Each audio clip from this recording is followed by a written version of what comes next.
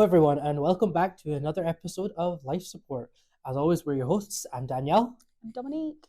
and today we're gonna sort of continue our little series that we started on study skills and studying and like the boring parts of uni. Yeah, sort of how to be more productive and get more out of your studying at uni. Yeah. So today we thought, as a good sort of introductory into study skills, which we did last time, we're gonna take a wee quiz and like talk through like different study learning sort of styles, because like in school and like stuff they like taught you there's like everyone has like that special way they learn, either visually, audio based, or like kinesthetic as they talk about it. Yeah. So we'll go more into that, and like we're gonna do a wee quiz that we've got on that, and we'll just talk through that as well. So we'll like both answer the questions, but as we like ask the question, we'll like discuss it a bit, maybe like say about our experience if we've got anything in between, and then go from there. So as always, you can follow us on Instagram and TikTok. We're going to try and post more reels, more stories, more posts in general there, and you can catch the episodes on Spotify, Apple Podcast, or YouTube. Yeah. So shall we get into it? Stuck in? So we found a quiz. There are many different quizzes for this. We picked one from Robertson College because it sounds pretty professional. Yeah, sounds like a good one. I'm just trying to figure out how to even log onto the quiz. Oh, there we are. What type of learner are you? Cool. So, 10 questions. Yeah. Not that much to it. Yeah. So. Wait, before we start, what type of learner do you think you are? Or is that going to bias it? No, yeah. What do you think you are? And then we'll answer as open and honestly as we are. Yeah, I've always thought more I was like visual based, because like reading notes, looking at like laying things out in like mind maps, different like sort of posters and stuff. That's always worked better for me in general, but like I'm not. That's what I think I am. Yeah. Find out. You're not married to that form of teaching, but it works for you. I think I'm the kinesthetic one. Maybe a mix between that and like reading and writing. So anything that's very like hands-on, practically doing is the best way I retain that information, because then I have to like repeat the action. I can repeat it. I can recall it again and like cement it into my mind. I feel like visual, it's just like how you're sort of taught in general. Like, whiteboard, everyone like sees it, but I think more hands-on works better. Got like visual and then maybe a bit of audio as well, because I do like watching videos and stuff. Yeah, fair. Yeah, so that's handy. Okay, so let's see if that matches up at the end with what we actually find out. Go on this quiz. We'll link the quiz below if you want to do it as well. Yeah, actually, you guys do it and let us know sort of what you thought you were before and what you are after you do the quiz, and sort of if there's anything that sort of surprised you by doing the quiz. Yeah. Okay. So just starting, 10 questions, pretty short. We'll talk through it. So the first question is talking about lectures. So in lectures, you either A, watch the professor's presentation and identify patterns, B, listen without taking notes and engage in discussion, C, follow along in the textbook and take notes vigorously, or D, think about how the topic would play out in a real life situation. I think I'm D.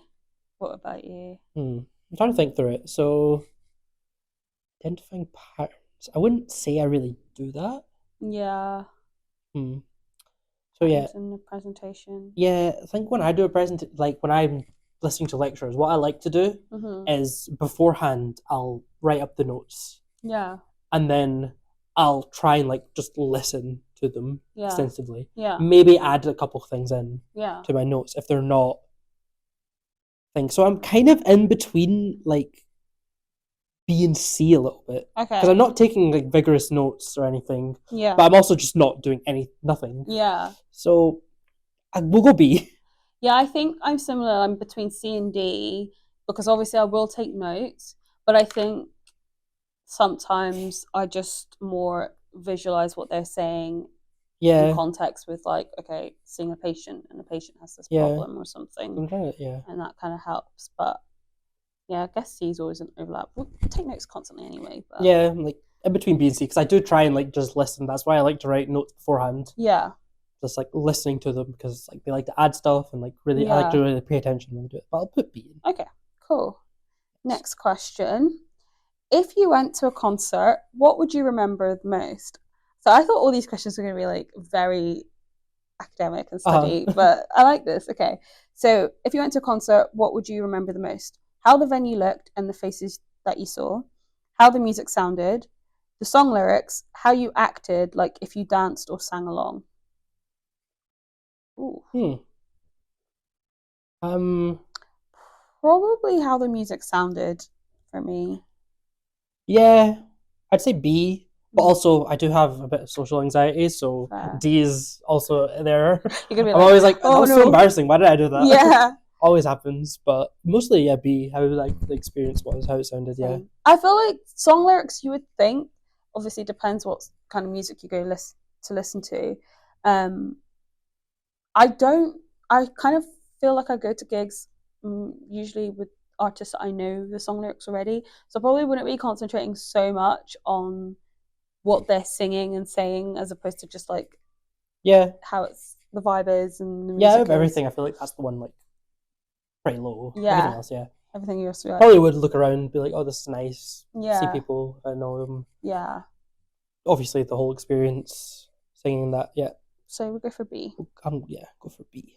So, you want to save money for a down payment on a house. You A, create a pie chart as you save to visualize your progress. B, meet with a financial advisor to discuss your goals. C, write down your monthly budget in a planner. Or D, stuff cash away into envelopes. I think I'm a C kind of gal. Write down your monthly budget. Yeah. See, I'm not, but see, I suck at planning, so I'll probably say D. just like, I've got some spare change. Money there. Yeah. No, I definitely am write that down so I can actually see my money. Not that I stick to the budget particularly well, but it's there. It's somewhere. Okay, so what is your preferred method of receiving feedback on a project? A, errors highlighted as a visual representation of what to correct. B, a one-to-one meeting with an instructor or manager to talk through the errors. C, a descriptive email detailing the errors. D, a demonstration of how to correct the errors. Ooh. I'd probably say, I don't know, kind of in between with a couple. I'd probably say D. Yeah. Because I like to know, like, I like constructive feedback. Like, this is what you did wrong, but also this is like how. I'm assuming all of them would be constructive. Like, it's not saying any of them was like, you're going to get. Like, with A, I'd like to know what's wrong. And, like, if, like, there's a one-to-one meeting, talk through it. But yeah, I guess out of all of them, I'd probably just pick D. Yeah, I think A and D are the same to me, but one's slightly more just. Yeah. You're just seeing your own errors and mistakes, and it's good if I maybe understand where those errors and mistakes are coming from, then I can correct it. So if it's in an essay, spelling's bad or punctuation or whatever, I can fix that. But if it's like a concept I'm not sure about, then I'd want a person to be like, this is why this is wrong and this is how we fix it, you know. So I think D. I mean, B's kind of similar to that as well, a one-to-one meeting to sort of. Yeah, I was kind of in between those three, but I'd pick D probably. D is the YouTube to our learning. Geeky Medics videos. Yeah. So, question 5. You want to try a new hobby? How do you get started? A, watch a tutorial video on YouTube. B, listen to a podcast featuring an expert on the subject. C, read blog posts or news articles about the activity. Or D, jumping right in and figuring out as you go. Again, A and D. Yeah. I was between A and D, but I'd probably say A for this one. Yeah. Like, sometimes I do end up just being like, you know what, I'll figure out. Yeah. Fly. I think most of the ideas for hobbies come from having watched something. So, like, watching something on social media or, like, again, hearing something on a podcast, but then I'd go to YouTube or something to watch it. And then I see someone do it that's probably had years of experience doing it. And I go, oh, that seems easy enough. I can try that. And then I get stuck in and I'm like, oh, no, I can't do this. Yeah. I don't think, have you ever done anything blinded? Like, just started it and been like, oh. I think about like some like sports and stuff. You just go in, Yeah. try. Not like watching like how to play this game. Yeah. Before I do it. Yeah. Yeah. Yeah, I But- think I definitely watch it more. Like even going to the gym and Yeah. stuff, I would Yeah, watch I'd like watch like how people. how to do something. Yeah. So I don't just go in looking like an idiot. Yeah, and then I'm like, broke my back. Yeah. Cool. Right, so we're both A on that one. If someone says the word lion, what first comes to mind? A fluffy brown mane, an ear-piercing roar, the word lion spelled out, or a time when you saw a lion at the zoo. Oh, right. I was like, what is going on here? Oh, what? I don't know. Out of those options, I'd say A. That was the first thing that came to mind, but then Because I'm not visualizing the word. I'm not visualizing the sound. I'm not visualizing. I'm not visualizing the zoo. Yeah. So I think it's just A. Okay. Sorry, I was so confused by that question. I was like, what? So, you're moving to a new place. How do you plan where you will put things in your kitchen? Oh, I love this. A. Find interior design inspiration on Pinterest. I already know my answer. B. Listen to a home organization podcast. No. C. Flip through home decor magazines. Or D. Use sticky notes, labeling cabinets and drawers as you go. Yeah, I think I'm A and D again. But I probably already start the process in my mind and then get to a bit of a mental block and then need some inspiration to continue. Mm-hmm. But I'd like blank canvas, get myself out there, knowing what I already have, and be like, okay, this is going to go here, and that's going to go there, and that's going to go. I love decorating houses. I maybe should have done that. I love a Pinterest. Though. Do you love a Pinterest board? I do like random Pinterest boards. Oh, damn. I just never use. Do you actually have Pinterest boards? Yeah, I have Pinterest. Do you want to drop us your Pinterest so everyone can follow? I'll think about it. We'll see. I'm going to hassle him for his Pinterest. I do like a Pinterest moment every now and then. See, when you just want to get off social media, but you still want to have a little scroll through things, I think it can be a nice little getaway without the pressure of being like, oh, this is the trendy thing now. Okay, yeah. Next one. You're traveling to a new city. How would you plan out your visit? Check the city's map online to find top attractions. Ask a friend for recommendations. Read a city guide. Figure it out when you get there. I'm between A and B, I think. Yeah, I mean... So, I would check it online and see what's recommended, what's everyone does. But if I have a friend who's been there before, lives there, I'm asking them, oh hey, what's good to do? Where's good to go? Where's good to eat? Probably say A though, because I do like to look online, see what's what. Yeah, I think the map online, I guess because Google Maps has so much nowadays, it's easy to just click it and see everything in that area. Again, recommend from a friend is always better. You get what the locals like. Yeah. I do read city guides. I do read Lonely Planet and things like that because they have Time Out magazine. They're probably not the best out there. Maybe they are, but they give you a good breakdown of the things to see and sort of probably what the most touristy things are, but keeps you safe. I don't think I would be brave enough to just figure it out on my own. I couldn't just rock up in a random city. I have no idea where I am and just just walk around and be that looks nice. Yeah, unless it was a completely spontaneous trip. Yeah, if that was the plan, then yeah. Yeah, I'll check check the map online and find top attractions. I think that would be my go-to. Interesting. Question 9. Yeah. How do you prefer to study for a test? A. Review images or charts. B. Answer practice questions aloud. C. Read through your lecture notes. Or D.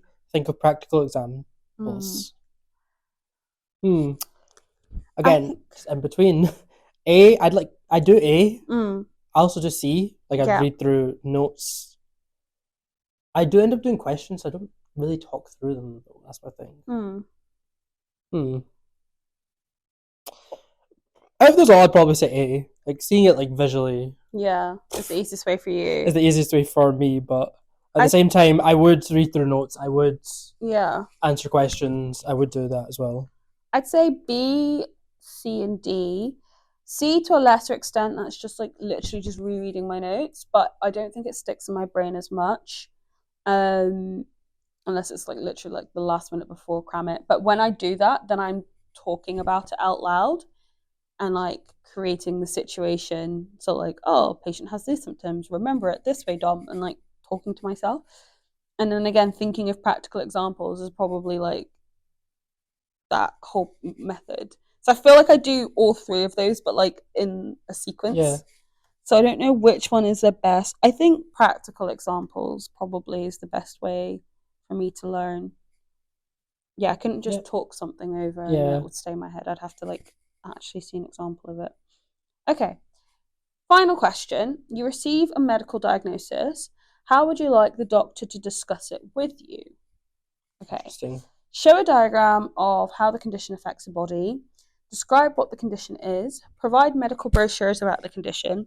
Use a model of the body part affected by the condition. I'd probably say B is what I was thinking, just Fair. describing it. Yeah.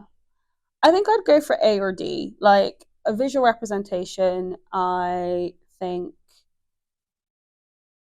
Sorry, I just went back on the question. A visual representation. So if they could draw it, that would be great. The diagram's always nice. Yeah, but if they had like the little toy dummies, I always see them and I'm like, I want to get those. Yeah. I think that would be like the easiest way, like a 3D representation of what's actually going on. I think my brain would be like, ooh. So yeah, I think I'd go for D. Okay. Ready? What's the final results? View your learning type. Okay. What did you get? So, I am a visual learner. Oh, and is that what you predicted at the start? That is what I predicted at the start. Fair enough. So, visual learner, this means you learn best through images, charts, and diagrams. Yeah. Keep in mind, you may be a combination. I think everyone's a combination. Yeah. Pretty much, yeah. But there's one that dominates slightly over the other. Yeah.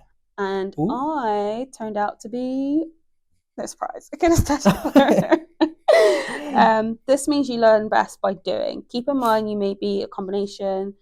That's fine. So we're going to find out more about our learning types. In terms of the style, characteristics of a visual learner: excellent problem solver, very observant, remembers faces, doodles, neat handwriting. I'll put a question mark on that one.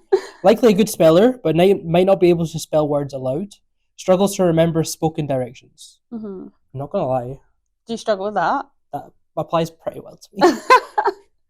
This is like doing this. I do remember faces really well. Yeah.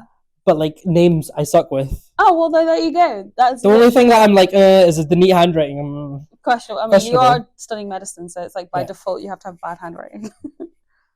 So, what about yours? Right. So, for a kinesthetic learner, right way at the bottom. Oh, appears fidgety as I proceed to put my lip gloss down. Uses hands when talking, also proceeds to put my hands away. Outwardly expressive, likely athletic, short attention span, outgoing, might not enjoy reading. Do you think those apply to me? Yeah, there's definitely like. Oh wait, I think that hits it pretty spot on. I think I can never sit still. Mum's always said that. And I'm very chatty, as you guys can tell. Yeah. I don't know if I have a short attention span. I feel like I have a short attention span if there's a lot going on, then my attention is just diverted. But like in a quiet room, if I need to focus, I can like go like tunnel vision and just focus on one thing at a time. So interesting. So yeah, in terms of, there's also a bit about studying tips. Yeah. So for visual learning, it says sorting information into charts, color-coded notes, watching explainer videos, do love that, drawing out diagrams to understand difficult topics, and make outlines of essays before writing the first draft. I do. Right, fair enough. That actually does apply pretty well. To you? Yeah. Okay, study tips for me is to take breaks and move around. So I'm really bad at that. I will say I need to study a topic and I will just sit and try and go through the whole thing. But then I started using the Pomodoro technique, which is when you like do time on, time off, have a break, time on, time off. And I think that actually really helped. It helped me stay like more focused on that topic that I was studying because I knew I had only a small amount of time to get it done, and then I would have a break so that I could compartmentalize it better. So yeah, I think that doing that actually has helped. Ask for real life applications. Keep your space distraction free. I love a good pre-study tidy clear out of my desk, just like empty everything and it's just completely blank. I have my laptop, my light stand, and my speaker, and that is it. I love that. So yeah, definitely limit study sessions to 20 minutes. That's the Pomodoro technique, and that actually has helped. Use models and objects, which I try to do. If I can, I just draw things out, so a bit like you, and act out what you learn. Let me tell you, the way when I was younger, I used to role play things, like play like pretend to be a teacher when I came home from school, and I'd have all my teddy bears and my brother when he was younger, and he was one of my students in the class, and I would teach him and the teddy bears what I'd been learning in school. But by doing that, I was like reteaching myself, and it helped, I guess, because I did all right at school. So yeah, I definitely do like to pretend to do what I am trying to learn. So yeah. Right here, how to thrive. Best careers. Oh, yeah. Let's see, what do they say? Oh, visual learners make up 65% of the population, so we're the majority. Yeah. IT engineers, web developers, security, architect, graphic design, photographers, project manager, data analyst, mathematics, pilots. Funny fact, pilot was the first job that I ever wanted to do. Oh. Going into school to I think it was second, third year. Yeah. I just wanted to be a pilot. Oh. And then somewhere that was gone. Scientists and healthcare workers. Well, there we go. Well, that works very well. So for a kinesthetic learner, watch me not get medic. But there's one I do like in here. So chef, I do like cooking. Athletes, personal trainer, I could. Bedside nurse or healthcare aides, yeah. Surgeon, which I think is great. Medical lab assistant, which could be fun. Paramedic, massage therapist, carpenter, farmer, florist, actor or actress. I don't think I could do acting in any stage, but anyway, I can do that. Yeah. But it says that since kinesthetic learners enjoy working with their hands, they typically pursue careers that involve movement, working with others, and don't involve sitting at a desk. Some of these are listed below, and I just read those out. So, going over the other things, you have auditory learners, which I'm looking at it, and I'm like, yeah, that's not really me. Not you, musically inclined. Yeah. In another life, maybe. Repeat spoken directions out loud. Hums and talks to themselves. I do it in my head. Yeah. Talk in my head. Easily distracted by too much noise. Memorizes sequences. Chatty. Good presenter and conversationalist. No. Yeah, maybe not. Do you think, out of the ones that you weren't selected, which other one do you think is the next closest to you? So I thought it was auditory, but reading through it, I'm like, yeah, that's not really my characteristics. What's the other one? Yeah. Organized? No. Has an extensive library? No. Imaginative? Yes. Yeah. Wide vocabulary? No. Maybe not. Let's see this one. Here's vegetae. Uses hands when talking. Outwardly expressive. See, I have a couple of these things. I don't enjoy reading. Short attention span, yes. I do use my hands when I talk normally. Yeah. Especially during presentations and stuff. Yeah. I am fidgety as well, so I feel like it would be this. It would be kinesthetic. Okay. So I feel like weirdly, I think my combination would be kinesthetic and auditory. Because I would say I'm relatively musical. I play instruments. I've been in choir and stuff. I do like my music, obviously. Used to be able to read music and stuff like that. So I was quite into music. I do, when I get given instruction, I do just repeat it over initially before I act on it. I do hum and talk to myself constantly. Some might say that's crazy. I wouldn't say I get super easy distracted by too much noise, but like I said earlier, if there's a lot of different things going on, I think in that curiosity, I'd be like, oh, what's going on? But memorize sequences, I'm really good at memorizing phone numbers. Actually, if you give me a phone number, I can pretty much memorize it in second or third time hearing it. Good chatty, yeah. Good presenter and conversationalist. Do you think I'm a good presenter and conversationalist? I think you're a good conversationalist. Oh, but you're shit. You're good at conversation. I don't know. I don't think I've seen me present. You present. Yeah, I quite like presenting because I just think I'm having a chat with people, but maybe I'm not the most professional at it. Yeah, I don't mind it, but like again, I go into my like normal voice, normal way of chatting, instead of like presenting properly, expressing, like talk, not like So then the sort of jobs that they had were like anything music. Well, I don't think so. Translator, foreign language teacher, TV or radio show host. Let's just say podcast host. Speech pathologist, executive assistant, sales, judge, lawyer, counselor, community support worker, accounts manager, and human resource coordinator. I do think auditory, there's definitely like things in there that I would be good at. Yeah. So, yeah. Maybe a mix of that and visual. That. What about the reading and writing one? Organized? No. Yeah. Nope. No. What careers? Librarians, teachers, early childhood educators, public relations, marketing, speech or grant writers, administrative assistants, novelists, journalists, political scientists, or sociologists. Yeah, none of those. Yeah, those were like kind of far away from what I was ever planning on doing. Yeah, those are not me. I think, kinesthetic and auditory.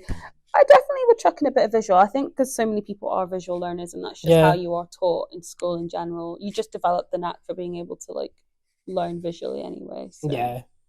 So those. Oh, that was quite good actually. Yeah. Insightful. Fun quiz, yeah. I think it's quite cool that we kind of already knew. We knew like roughly where we were, but again, like I think it's important to know like everybody's a mix in general. Like you could be like a completely visual learner, but like still like you wouldn't learn best the same way someone else who's also a visual learner would learn. And it's also topic dependent as well. Like some topics I found a lot easier being hands-on, having a go doing the thing, like do experiments, or OSCEs are coming up for us, so we have to practice doing examinations. Even driving, like learning to drive, the best way I learned to do it was like being out on the road driving. But there's some topics that I just need to watch a video or have someone talk to me and explain it to me in like as basic a way as possible. So it's very topic dependent. Yeah, it's topic dependent, and there's a lot of overlap with people. Mm-hmm. You can be like 50% something, 20% something else. Yeah, like learn best all four, something else. Yeah, I'd be interested if like anyone knows any links or like quiz. I do love doing a quiz, the practical gal. For ones that maybe show like what your combination would be, that would be handy just to kind of get a sense of like this might be your core, but these would also help, and you can get the most out of it. So if anyone knows any, let us know. If I find something, I'll put it up. And if you've taken this quiz, let us know what you got, and like if you know what style you learn best, maybe send in some techniques that you use that you think are really useful for that type of learning, and we'll be sure to highlight it. Yeah. Maybe we can, maybe like coming into like next year when we have our exams. Yeah. We'll test them out. Yeah, I think we were thinking of sort of going into more study techniques, like an episode discussing that. So we can maybe try and like pick each area and sort of dive into give it like a wee taster of like different study techniques, see which ones we like, which ones we don't like. Yeah. So be sure to send them in and let us know what you do best or what study technique works best for you. Yep. And if we find anything wacky, weird, and unusual, sort like Q&As, story time, advice as well, do let us know so that we can share it with everyone else and have a go at it ourselves. Yeah. But that's a good place to wrap it up. So thank you guys for watching. Be sure to follow us on Instagram, TikTok, YouTube, Spotify, and Apple Podcasts. And we will catch you next time. Bye.